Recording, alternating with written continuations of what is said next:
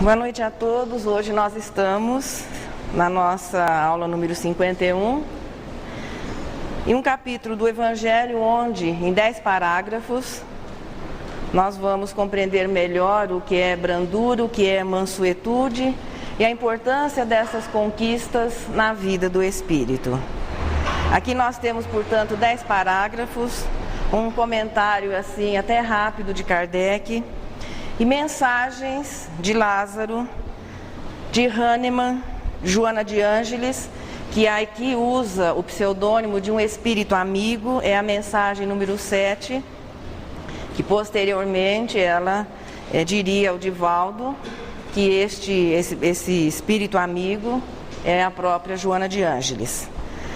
Lembrando um pouquinho dos nossos estudos anteriores, aqui nós já podemos assim acrescentar mais uma qualidade no perfil do homem de bem, do homem regenerado.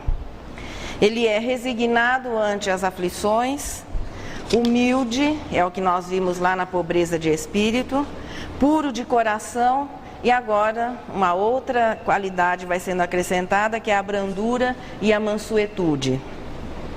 Aos aflitos, Jesus sugere a resignação como meio de encontrar o consolo. Aos humildes, ele prometeria o reino do céu.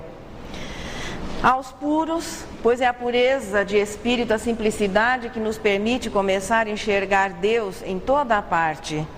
Aos brandos, a terra por herança. E aos pacíficos, que estes seriam reconhecidos como filhos de Deus. E neste trecho narrado por Mateus, é o capítulo 5 do seu Evangelho, nos versículos 21 e 22, Mateus anotou que Jesus disse o seguinte: sabeis que foi dito aos antigos, não matareis, e quem quer que mate merecerá condenação pelo juízo. Eu, porém, vos digo que quem quer que se puser em cólera contra seu irmão, merecerá condenação no juízo. Que aquele que disser ao seu irmão, raca, merecerá condenado pelo conselho, e aquele que lhe disser, és louco, merecerá condenado ao fogo do inferno. Nós temos ainda um trecho do Sermão do Monte, onde Jesus, como em outras oportunidades ele o faria, estabelece uma comparação entre a revelação, a segunda revelação, a filosofia do cristianismo e aquilo que a primeira revelação trouxe para a humanidade terrestre, ou seja, a visão da justiça, a justiça cósmica, a justiça divina. Há 1300 anos oficializa-se para a humanidade terrestre a revelação da justiça, que estabelece como dever um comportamento menos primitivo.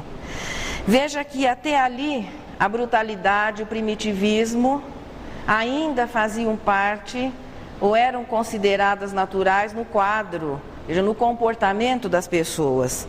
O Decálogo, portanto, procura em primeiro lugar limitar as atitudes primitivas, brutas, na vida de relação entre as pessoas.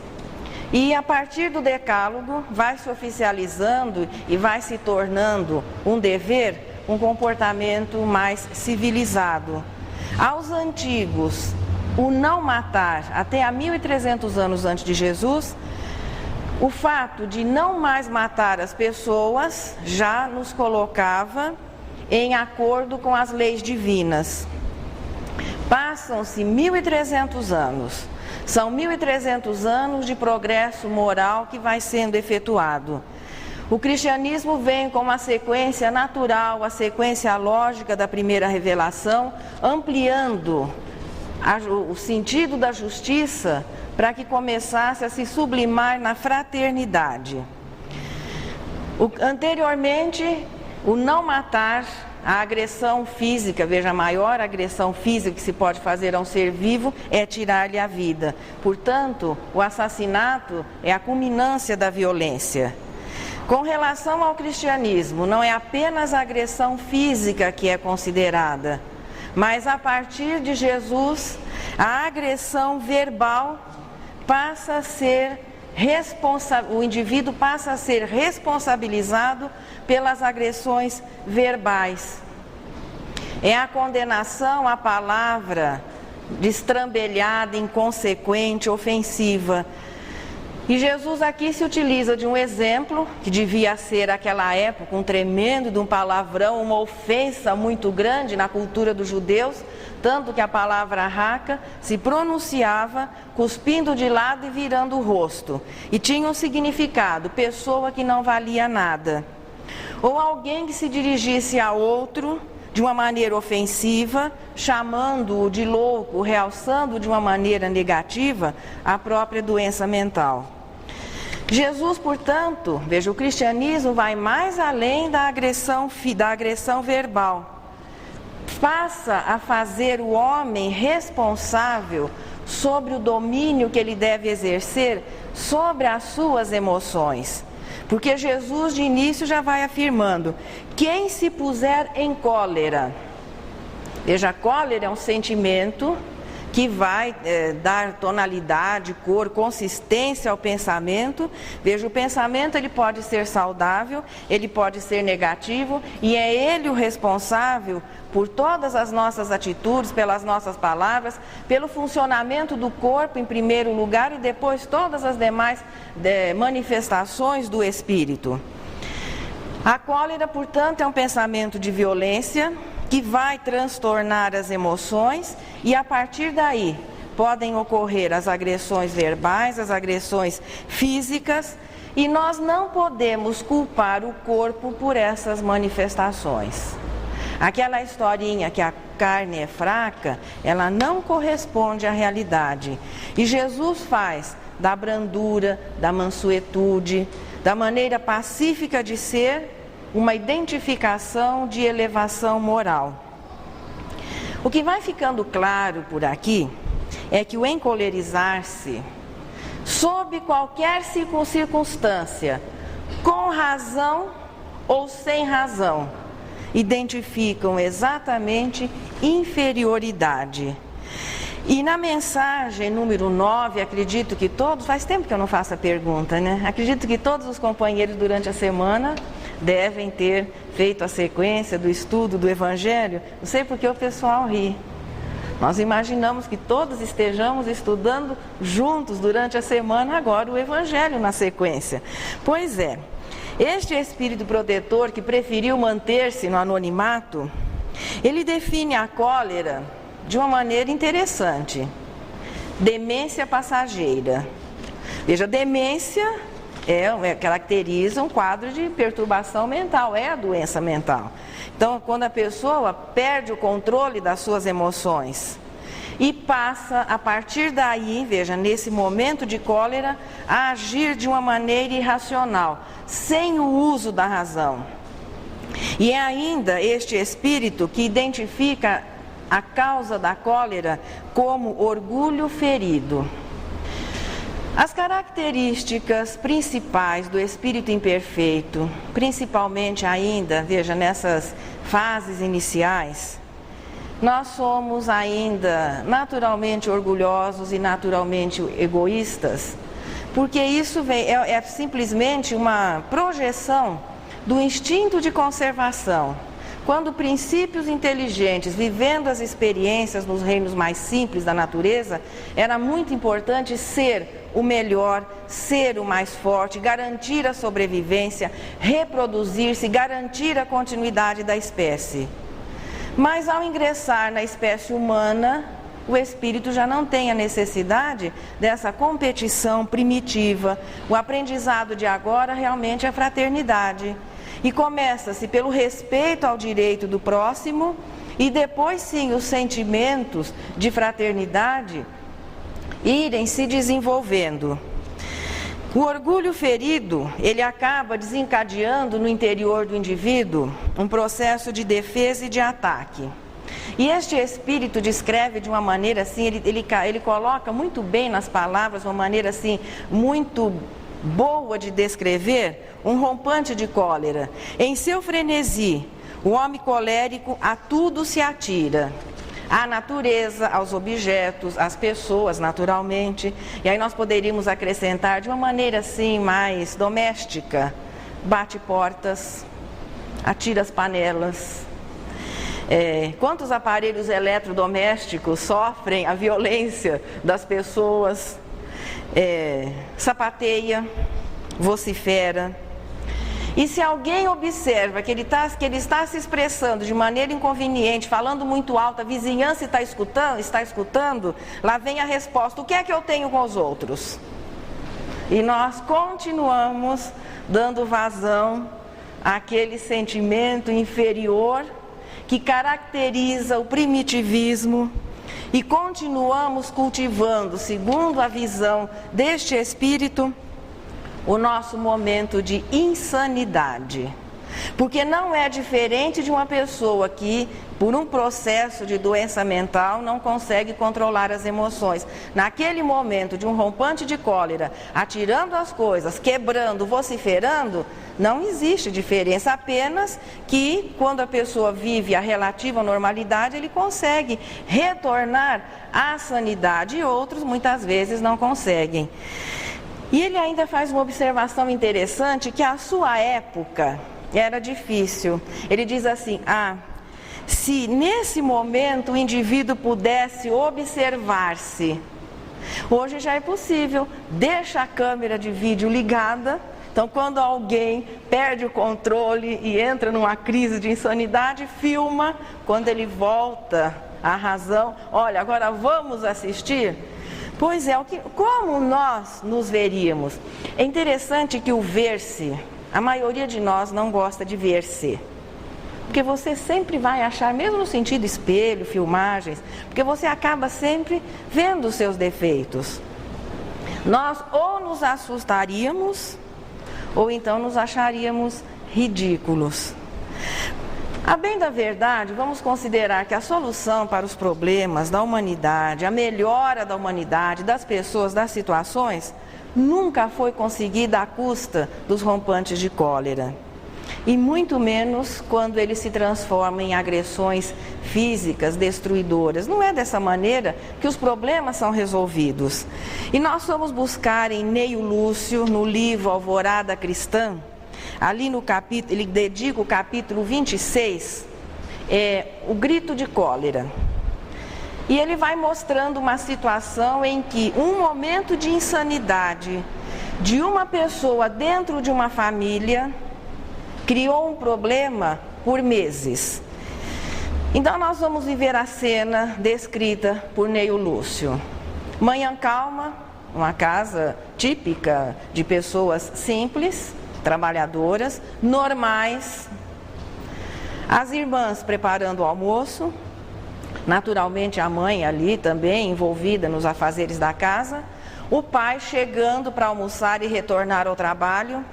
Nisso chega o filho, o jovem. Ele chega para o almoço e reclama de um problema qualquer numa peça de vestuário. Possivelmente, agora nós estamos acrescentando, uma camisa que não estivesse passada ao seu gosto, por exemplo. Ali ele explode encolerizado. A mãe sente-se mal. As irmãs vão atender a mãe e largam o almoço que estavam cuidando. Resultado, a comida se queima. O pai se atrasa para o serviço. Veja que as coisas vão se desencadeando. O pai se atrasa para o serviço, quando chega, repreendido pelo chefe, que o humilha, e ele acaba sofrendo com dignidade aquela repreensão injusta. Só que o probleminha não termina por aí. Decorrente desse acontecimento, à hora do almoço, a mãe continua passando mal, tem que ser levada ao médico, inicia-se um tratamento, gastos extras na economia já apertada da família, e eles começam a ter dificuldades estas que vão se estender por 6 meses. Foram necessários 180 dias. Parece que 180 dias tem um peso maior do que 6 meses. Foram necessários 180 dias para que aquela família retornasse àquela calma manhã, quando as irmãs ajudavam a mãe no preparo do almoço e nos afazeres da casa, o pai aguardava a hora de retornar ao trabalho e o filho chega, dessa vez, quem sabe, não reclamando de nada em casa. Porque foram 180 dias, 6 meses, que o grupo familiar todo arcou com o peso de um problema que passou a existir a partir de um momento de cólera e de palavras naturalmente ofensivas, encolerizadas, que desagregou toda a família. Aí nós poderíamos perguntar, mas esse moço era um mau rapaz? Era alguém assim? Ao que tudo indica, veja, na colocação de Neio Lúcio, não fica claro que fosse alguém pervertido ou de mau índole, não.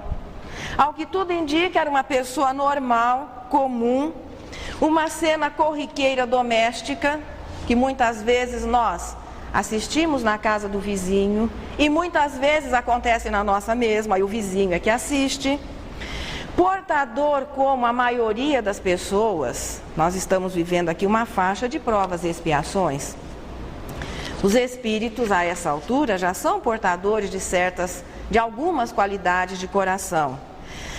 Ele vive apenas um momento de reflexão, que vai trazer consequências graves, sérias, para ele e para todo o grupo familiar.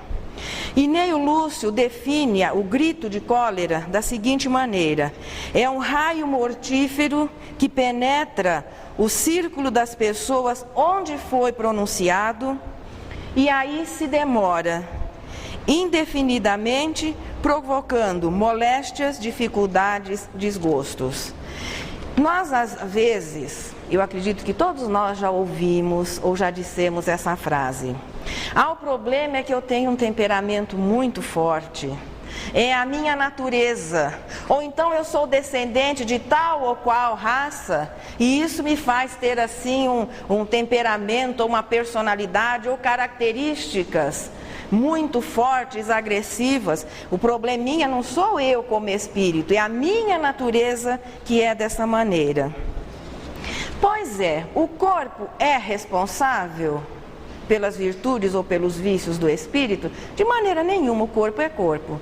Sem a presença do espírito, matéria inerte que sequer consegue manter a sua agregação. Agora, a partir do momento que um espírito invigilante sobrecarrega por descarregar no seu corpo o seu temperamento agressivo, violento, impaciente, claro que ele vai promover determinadas modificações e o corpo vai reagir ofendido, podendo até transformar-se, veja, em um cárcere para o próprio espírito. Vícios e virtudes são inerentes ao espírito. Assim, quando nós nos sentimos insatisfeitos ou agredidos, instintivamente nós vamos liberar uma carga extra de adrenalina. Essa carga vai comprometer a nossa corrente sanguínea e a nossa reação instintiva, porque é isso que acontecia naturalmente quando princípios inteligentes, nós vamos nos posicionar na situação de defesa e de ataque, porque o ataque não deixa de ser uma defesa quando nós nos sentimos agredidos. Então nós nos preparamos não para agir, nós nos preparamos para reagir. E as características de alguém que está com adrenalina, veja, com excesso de adrenalina no corpo, que vai intensificar uma série de funções. Então ele está ali prontinho para qualquer ação poder reagir. Os olhos ficam injetados, essas veias do pescoço assim, elas então ficam todas salientes. Gestos largos, para que o outro já fique intimidado com a nossa presença, com a nossa força, prontinho para destruir, para massacrar, para vencer, no melhor estilo de qualquer bicho da floresta. Só que tem um outro detalhezinho. Quando Quando seres mais simples da natureza, o probleminha é que, se o coelho está sendo caçado pela onça, quando ele percebe a proximidade do inimigo, as suas orelhinhas ficam assim, naturalmente ele vai se utilizar desse recurso de descarregar uma adrenalina extra no corpo, porque ele precisa correr, ele precisa se esconder, ele precisa, claro, se livrar do seu inimigo. Passado alguns momentos, se a onça não conseguiu alcançá-lo, que ele sente que o perigo passou, esse processo cessa e ele sai calmamente comendo a sua graminha. Ele não tem noção de que a onça vai poder voltar, que amanhã, naquela hora, quando ele for beber água, a onça pode estar esperando. Então ele não vai sofrer ou continuar ansioso, tenso pela continuidade do processo. Só que na espécie humana é diferente. Nós ficamos ansiosos e nos encolerizamos, passado aquele momento, até que o organismo volte ao normal. Quem vai sofrer a consequência, em primeiro lugar, antes que a nossa cólera atinja os outros, somos nós mesmos.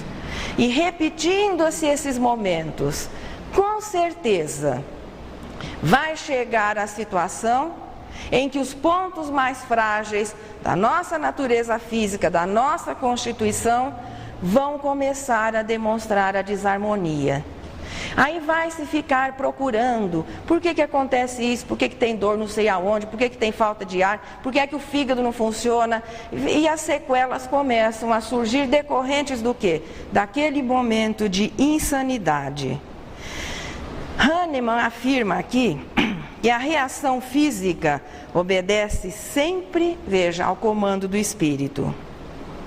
E ele ainda fala de uma maneira assim, sem meias palavras. E vamos considerar que este espírito tem toda a autoridade para desenvolver, aliás, foi escolhido e foi confiado a ele a lição certinha. Foi Hahnemann quem desenvolveu a homeopatia. Então, conhecedor profundo do corpo humano, trouxe uma terapia que tem ajudado a muitas pessoas. E ele diz o seguinte, que se conserva vicioso quem quer, pois aquele que deseja corrigir-se sempre pode. Aí nós podemos acrescentar o progresso, não seria uma lei. Então não é o nosso corpo, a nossa natureza que é biliosa e portanto nós somos, em todos os momentos, estamos sempre irritados. Se assim fosse, nós não seríamos responsáveis pelos nossos atos. Um espírito irritado, bilioso, encolerizado, impaciente, ao reencarnar, ele vai demonstrar essas características. Um bom espírito calmo e tranquilo, reencarnado, é uma pessoa calma e tranquila. O corpo não é o responsável por essas reações. É neste capítulo que nós encontramos também uma receitinha muito boa anti-cólera. Não é antibiótico para a cólera epidêmica, não infecciosa. É a cólera mesmo, infecção do espírito. Bom, aqui nós temos 2 espíritos e 3 receitas. Joana de Ângeles receita a paciência. Diante, veja, a primeira coisa, se nós nos encolerizamos porque não temos paciência. Aliás, nós temos assim, paciência relativa, até que. Então, ou se é paciente, ou ainda não se é paciente. Não existe meia paciência. Lázaro receita obediência e resignação. Veja que esses 3 componentes da fórmula anticólera, eles ainda não são muito do nosso agrado. Nós ainda temos dificuldades em obedecer. Ainda a resignação não é alguma coisa encarada assim com tranquilidade, e muito menos a paciência. Mas aí nós temos que voltar lá na afirmação de Hahnemann. O espírito pode se modificar, basta que ele o queira. O que é a obediência? Lázaro, ele define a obediência como consentimento da razão. É uma ação inteligente. Então nós entendemos que deve ser assim, tomamos conhecimento das leis, entendemos a importância da obediência às leis, portanto a obediência é um ato inteligente. Já a resignação é o consentimento do coração. A partir do momento que o indivíduo vai se tornando obediente às leis, por compreender a importância disso, ele começa a desenvolver a resignação, que é uma ação moral. Como é que se vai usar? Primeiro, gotinhas de obediência. À medida que elas vão surtindo um efeito, acrescenta-se à fórmula algumas gotinhas de resignação.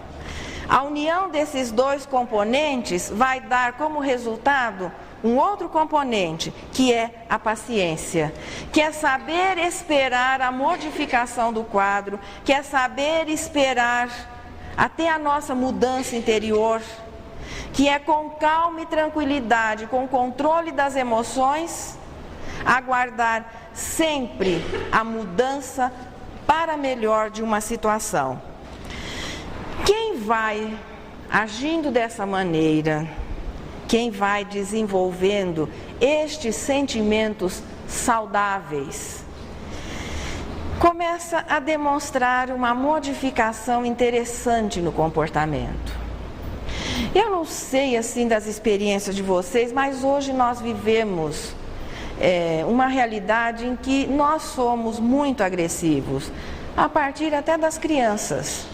Se a pessoa nos olha na rua um pouquinho mais insistente, você já fica incomodado.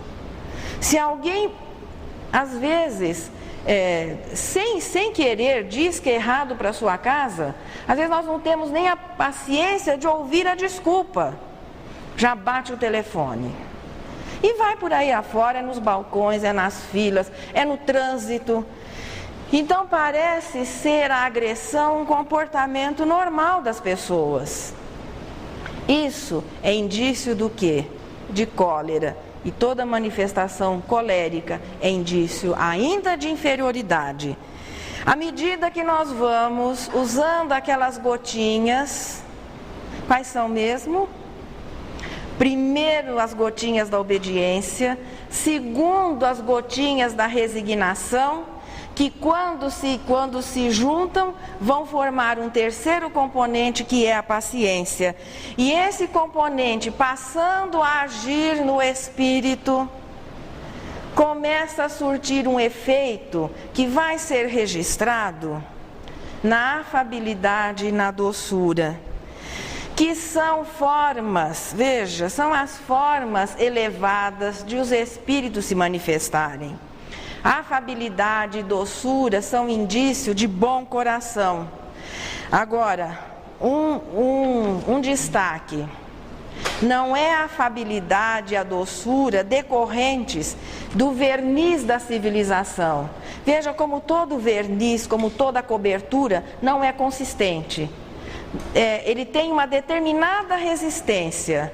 Em alguns momentos, quando é do nosso interesse, nós conseguimos até demonstrar, exteriorizar uma afabilidade, uma doçura, mas que ainda não é interior. Dependendo da força exterior, a camadinha se rompe e o ser primitivo pula com toda tranquilidade, não agindo, mas reagindo. Se a afabilidade e a doçura são as expressões naturais dos espíritos elevados, é Joana de Ângeles que, nessa mensagem da paciência, mas em algumas outras obras, ela fala de uma maneira muito clara: não existe elevação moral se ainda a cólera for uma forma de expressão. Aquela história, não, fulano tem um bom coração, mas tem um gênio, tem um temperamento. Isso não corresponde à realidade. Não, paradinho, irmãos. De que fulano tem um bom coração, mas tem um gênio, tem um temperamento, isso não é real. Quem tem bom coração, sentimentos elevados, veja, bom coração tem o significado de sentimentos elevados, nunca vai se manifestar, mas sob circunstância nenhuma, de maneira grosseira, vulgar, violenta e encolerizado. E não estamos tratando, como dissemos anteriormente, do verniz, não. A afabilidade, a doçura, que nós não vamos confundir com sentimentalismo, a fala muito mansa, não é isso. É aquela postura tranquila, natural, compreensiva. Essa identifica a brandura, mansuetude e elevação moral. Não existe elevação moral que se expresse de maneira grosseira, vulgar e que chegue a rompante de cólera. Quando Jesus afirmou que os brandos possuiriam a terra, se os companheiros prestaram atenção, a palavra terra está ali com maiúsculo, identificando o planeta Terra. Porque os mansos possuirão a terra? Porque em uma sociedade primitiva, naturalmente egoísta, orgulhosa, que se encoleriza, que vence pela força, não são os brandos que alcançam os postos de liderança. Então, em um planeta ainda primitivo, em um planeta de provas e expiações, esse planeta ainda não são os bons que realmente assumem a liderança, que detêm a sua posse. Mas à medida que a humanidade vai progredindo, que as almas vão se regenerando, quem é que vai continuar, quem é que vai herdar o mundo de regeneração? Aqueles que já forem brandos, mansos, pacíficos. Porque em um mundo regenerado não vai existir a violência, ainda existe o mal, mas não essa forma bruta de violência. Os espíritos não precisam ser limitados pela expiação física. Ninguém precisa voltar ao processo de reencarnação com problemas de fala porque não respeite a palavra, com problemas de visão porque tenha utilizado mal os seus olhos, as suas faculdades, o seu físico não precisa ser limitado para tolher as manifestações violentas do espírito. As humanidades regeneradas são compostas por espíritos já com firmes disposições no bem, e esses, naturalmente, são brandos, são mansos, são pacíficos. E por que estes seriam chamados filhos de Deus? No politeísmo e nas religiões ainda, naquela fase de maior primitivismo, a nossa visão da divindade e das divindades, no politeísmo, a visão que o homem tinha, a maneira como nós criávamos os nossos deuses, eles eram o quê? Guerreiros, super-heróis. Eles não eram deuses pacíficos. Uma humanidade ainda bruta, violenta, não reconheceria a superioridade de alguém afável, doce. À medida que a humanidade foi progredindo e Jesus definiria Deus como Pai, a doutrina espírita como causa primária, inteligência suprema. Se Deus é amor e nós somos as suas criaturas, para que possamos realmente refletir os atributos da divindade, a mansidão tem que ser a nossa forma de expressão. Aquela visão de deuses, guerreiros violentos, era uma necessidade do passado. Hoje, se nós temos a certeza que Deus é amor e sabedoria, claro que a mansuetude tem que ser a maneira de os filhos refletirem essa semelhança. Tanto que Jesus se apresentou como Filho de Deus, e até a humanidade achou que ele fosse Deus dada a sua sabedoria e o amor que ele refletia. Então, à medida que o espírito vai desenvolvendo o seu potencial, ele vai se tornando, claro, semelhante à imagem e semelhança do ser que o criou. Nós temos até hoje aqui no planeta Terra tentado resolver os problemas de violência, de agressão, de cólera tanto exterior, as demonstrações de cólera exterior. Nós temos tentado coibir a violência com a violência e parece que não tem dado certo. A única maneira de nós conseguirmos administrar os nossos sentimentos interiores e domar, educar esses sentimentos, é realmente com amor. Não se tem o direito, veja, e enquanto nós nos utilizarmos de expressões coléricas, até que em alguns momentos, identificando uma situação de justiça, assim, tendo havido um prejuízo, então justo ou injusto, enquanto a cólera for a nossa reação, não estaremos sendo um cidadão regenerado. Ainda não somos alma regenerada. O colérico pode até ser um injustiçado. A pessoa que se encoleriza pode ser alguém assim de muita boa vontade, de até uma índole já com indícios de melhora, mas certamente é alguém muito instável, que não conquistou, não conseguiu galgar o primeiro degrauzinho. A primeira conquista do aprendiz é o controle das emoções. E enquanto nós estamos tentando controlar as emoções alheias, não temos caminhado. Homem sábio é aquele que se conhece. E realmente, o indivíduo regenerado é aquele que passa a exercer um controle razoável sobre as suas emoções. Este sim já estará galgando o primeiro degrauzinho do aprendizado, que vai fazer com que o seu progresso, a sua caminhada seja mais tranquila. Na próxima semana nós estaremos vivendo, o que vem a sequência? Aos misericordiosos. É o fecho de ouro, assim, dessa sequência das bem-aventuranças. E hoje ela nos sugere que sigamos e confiemos em Deus. Não te digas a sós nas urzes do caminho, que Deus nunca te enxerga o coração sozinho e que ninguém te escuta os gritos de aflição. Deus é o amor eterno que assegura a existência de toda criatura, dos seres do abissal aos astros da amplidão. Observa o lugar em que transitas. Qualquer vida que vês, uma por uma, levanta-se do amor em toda a parte, de modo a que não falte amor em parte alguma. Ainda hoje, varando um campo agreste, vi pobre coelho e um homem de espingarda. O pequeno animal em correria viu no chão que se abria a furna inesperada por onde se escondeu, arfando de alegria, qual soldado num pouso de vanguarda, fugindo ao caçador que o mataria.